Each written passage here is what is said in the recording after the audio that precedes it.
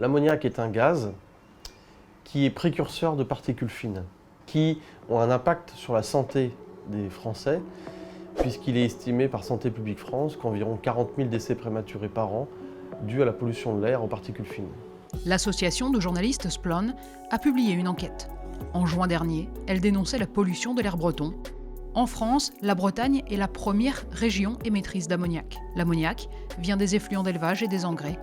Un constat né du travail de recherche de ces journalistes. J'ai commencé à travailler sur cette enquête en partant de Saint-Malo, un volet qui est consacré en fait à une entreprise, une usine de production d'engrais qui s'appelle la Timac à Saint-Malo. Et en fait, on s'est intéressé à cette usine, ce producteur d'engrais, parce qu'il y a eu des dépassements d'ammoniac dans l'air à Saint-Malo très importants ces dernières années, et surtout au-delà des normes en fait, qui sont imposées aux usines. Il y a une situation préoccupante du fait de cette pollution de l'air liée à une activité industrielle de production d'engrais.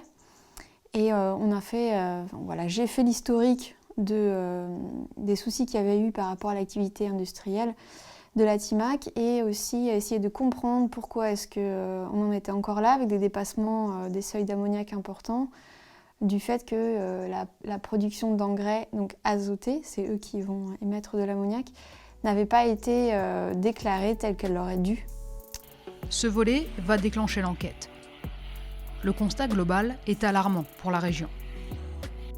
La Bretagne, c'est 6% de la surface agricole française. Elle regroupe 58% de la production porcine, 21% des élevages laitiers, et un poulet sur 3 est produit en Bretagne. Or, 95% de l'ammoniac vient de l'agriculture. Ce qui m'a le plus choqué, à vrai dire, c'est que si dès les années 90, il y avait des chercheurs qui alertaient sur ce problème, comment se fait-il qu'on soit encore là en 2019 avec la Bretagne qui émet 17% des émissions nationales, et avec des problématiques sanitaires pour les éleveurs, et surtout des émissions qui continuent à augmenter en fait. Splone veut éveiller la conscience des citoyens. La Bretagne concentre la moitié des élevages français. Les émissions d'origine agricole viennent à 23% de l'épandage et des effluents, à 22% des bovins en bâtiment, à 21% de l'élevage de porcs, à 19% de la volaille, et enfin pour 10% des engrais minéraux. Cet ammoniac a un vrai impact sur la santé. Effectivement, il y a un risque de maladie cardiovasculaire, de cancer et de maladie respiratoire par rapport à l'inhalation des particules fines. C'est pour ça qu'on a fait cette enquête aussi, c'est vraiment parce qu'il y a un enjeu sanitaire derrière, de santé publique. Premiers exposés, les agriculteurs dans leur quotidien. Suite à l'enquête, les instances n'ont pas réagi. Pourtant, par objectif réglementaire, d'ici 2030, la France doit baisser ses émissions de 13%. Pour faire un pas en avant, il faut faire évoluer le modèle, baisser la concentration des cheptels, faire pâturer davantage, travailler sur l'alimentation. L'enquête ne veut pas faire le jeu de l'agribashing.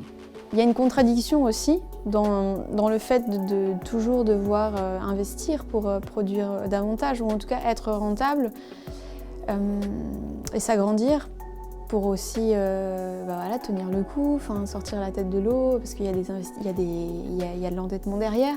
Et en même temps, c'est contrainte de... Attention, il faut que vous achetiez tel système d'épuration d'air pour être dans la norme. Donc pour certains, je pense qu'il y a un choix qui est fait peut-être simplement sur l'équilibre économique, la survie de son exploitation, de son équilibre aussi économique et familial par rapport à cet enjeu de pollution. Pour mesurer la qualité de l'air breton, l'association Airbraze dispose de moyens limités. Actuellement, une seule station mesure l'ammoniac.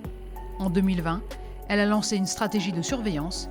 Elle veut développer ses outils de mesure de l'ammoniac.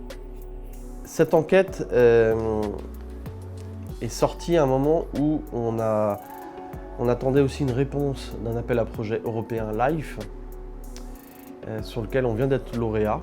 Et donc pendant 4 ans, on va bénéficier de financement de l'Union européenne pour un montant global de projet de 2,5 millions d'euros qui va s'étaler sur 4 ans. Nous avons l'ambition d'équiper 3 autres endroits en Bretagne dans les prochains mois pour suivre en continu ce polluant dans l'atmosphère bretonne.